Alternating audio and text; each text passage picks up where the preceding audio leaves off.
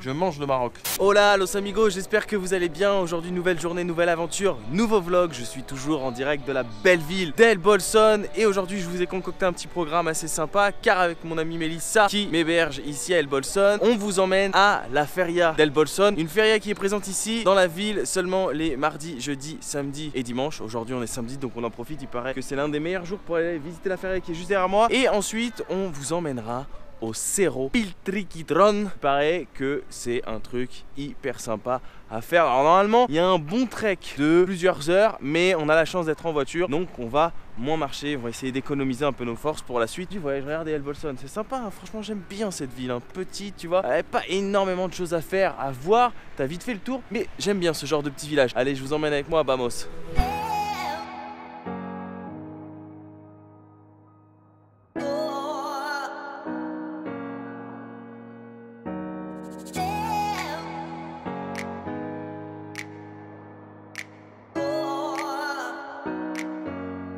Nous y sommes en direct de la feria d'El Bolson et c'est drôle parce que ça me rappelle beaucoup la feria de San Telmo où je vous avais emmené avec moi il y a plusieurs semaines de cela lorsqu'on était à Buenos Aires. Et la particularité ici de la feria, c'est que tout est artisanal. Ils aiment bien ça ici en Argentine, tout ce qui est artisanal, que ce soit dans les ferias, dans les cervecerías, les brasseries, voilà, il y a toujours bière artisanale, objets artisanaux. Ils aiment ça, c'est la particularité de l'Argentine. Mais l'avantage ici dans les marchés, c'est qu'il y a des vrais stands de street food. Et peut-être qu'il se pourrait qu'on aille tester un truc ensemble, je ne sais pas, on verra. C'est en mode quand rien n'est prévu, tout peut arriver. Bon, on va se faire une petite dégustation ensemble de confiture de framboise qui est un peu l'attraction. Très très bonne. Framboise, il y a beaucoup de framboises en fait ici dans la région d'El Bolson. Bien sûr, confiture artisanale à la feria d'El Bolson. Muchas gracias, muy bueno. Oh là là, on est dans le coin de la street food là. Il y a des gaufres, il y a des bières artisanales, il y a des empanadas, il y a des milanesas, des papas fritas, il y a de tout là. Ouh là là, c'est très très dangereux de venir ici.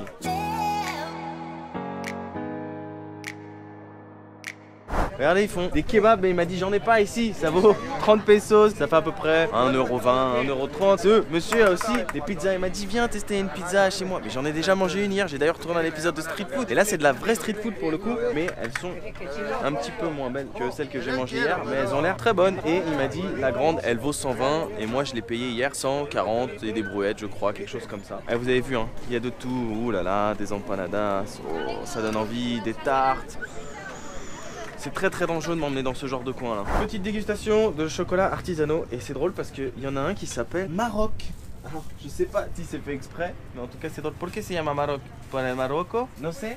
Je me demande si pourquoi ça s'appelle Maroc, ils ne savent pas. Ils ont donné juste un nom comme ça. Ils ont dit allez, Maroc, pourquoi pas. Mais ce n'est pas du chocolat marocain. Dégustation du Maroc. Je mange le Maroc.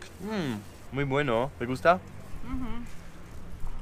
Mais comme d'habitude je trouve qu'il y a toujours beaucoup de sucre ici hein. Ils aiment beaucoup de sucre en Argentine et en Amérique du Sud. Et moi ce que j'aime bien c'est plus ces petits trucs là comme ça. Bon, après la dégustation du Maroc on a acheté quelques chocolats mais c'est hyper cher. Regardez ce que j'ai pris, il y a rien, il y a rien.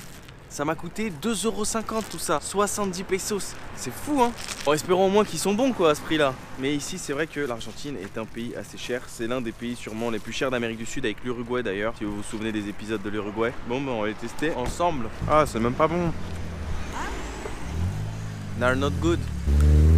Alors il y en a un c'est en mode M&M, c'est avec de la cacahuète à l'intérieur. Ah c'est bourré de sucre. Et l'autre, les petits, c'est avec, je sais pas. J'arrive pas à voir ce que c'est, si c'est du raisin. Bah c'est pas bon, c'est comme ça arrive. Bon, pas terrible, hein. On va essayer celui-là, un petit bout, espérons qu'il soit meilleur. Celui-là il est déjà meilleur. Il y a des petits copeaux d'amandes à l'intérieur, mais c'est encore bourré de sucre. Je trouve que c'est trop sucré, c'est dommage parce qu'il y a du potentiel, mais c'est trop sucré. Mais c'est comme ça ici, c'est les goûts d'Amérique du Sud, les gens aiment manger les choses bien sucrées. Maintenant, direction la montagne, on a repris un peu d'énergie avec tout ce sucre.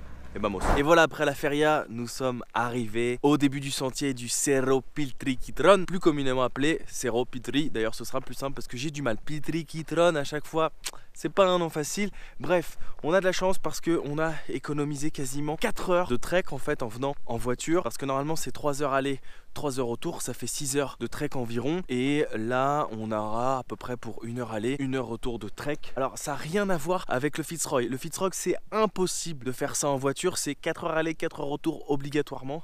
Là non. Donc comme je vous ai dit tout à l'heure, ça va nous permettre de pouvoir économiser nos forces pour la suite du voyage. Et ça, il paraît que c'est vraiment l'un des trucs à voir, à faire si vous êtes dans le coin d'El Bolson. Venir ici au Piltri. Wow, wow, wow, wow, regardez cette vue d'ici, comment c'est juste magnifique. Là on a la vue déjà sur toute la ville d'El Bolson. Et là sur la cordillère des Andes en fait, ce sont les montagnes qui séparent l'Argentine du Chili. Parce que juste derrière en fait, oui, c'est le Chili mesdames et messieurs. C'est fou hein.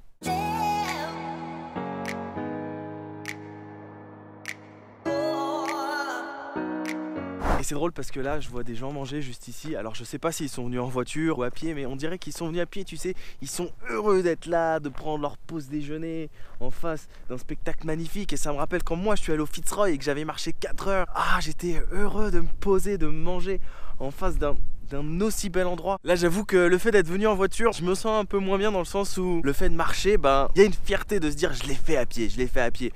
Mais bon, je peux pas tout faire à pied, je peux pas faire tous les treks, etc. Parce que bah après ça m'épuise pour la suite du voyage. Déjà que je me suis tapé les 40 heures de bus là il y a quelques jours, j'étais explosé quand je suis arrivé à El Bolson. Donc voilà, mais là se remettre dans le bain, tu vois, avec des petits treks d'1 heure par-ci, 1 heure par-là, c'est déjà pas mal, ça fait du bien. Bon allez, là c'était juste qu'un point de vue, c'est par là que ça commence, vamos.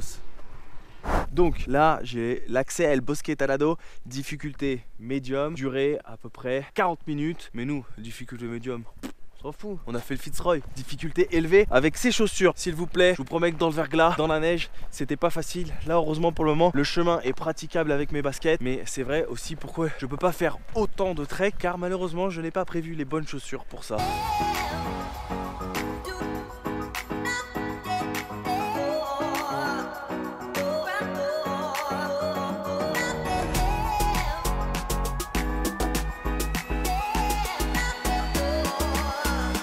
Alors ça, si c'est pas une belle vue, franchement, pour venir casser la croûte, moi, j'arrête de voyager concrètement. Magnifique.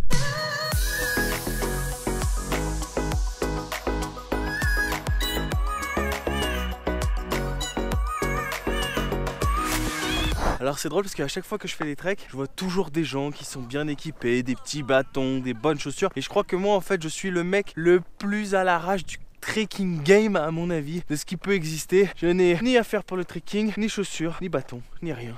Alors what again a beast to fly.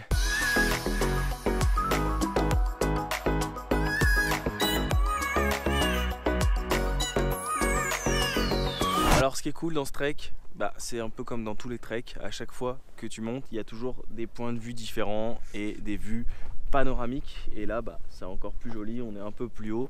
Et regardez les couleurs de l'automne, magnifique. Et le refuge qui est tout en haut, je le vois d'ici, on n'est plus très loin. Alors ce trek, il n'est pas si facile que ça, dans le sens où ça grimpe vraiment. Ça me rappelle un peu la dernière heure du Fitzroy, où c'était comme ça quoi, avec du verglas, de la neige. Bon, bref, vous vous en souvenez, pas besoin de vous le rappeler, mais là c'est un peu plus facile quand même, hein. Il n'y a pas de verglas, il n'y a pas de neige. Bref, on continue, direction le sommet, et à mon avis la vue en haut, elle risque d'être encore plus incroyable. Alors là nous sommes arrivés au Bosque Talado. C'est un endroit où il y a plein de fresques qui sont réalisées en bois. C'est super joli, il y en a partout. Et normalement c'est 100 pesos l'entrée, ça fait à peu près 4 €. Mais vu qu'on est en hiver et qu'on est en basse saison, bah, il n'y a personne à l'entrée, donc on peut rentrer gratuitement. C'est plutôt joli hein. Super joli. Est-ce que vous l'avez reconnu? C'est Pumba, Hakuna Matata.